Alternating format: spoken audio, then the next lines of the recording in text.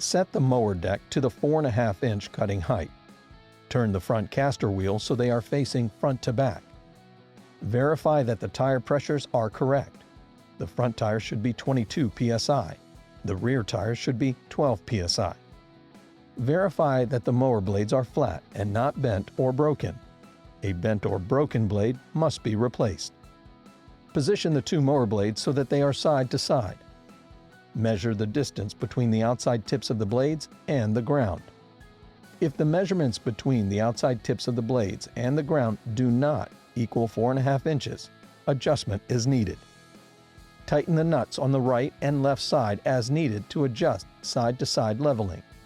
The difference between measurements should be less than 1/8 inch.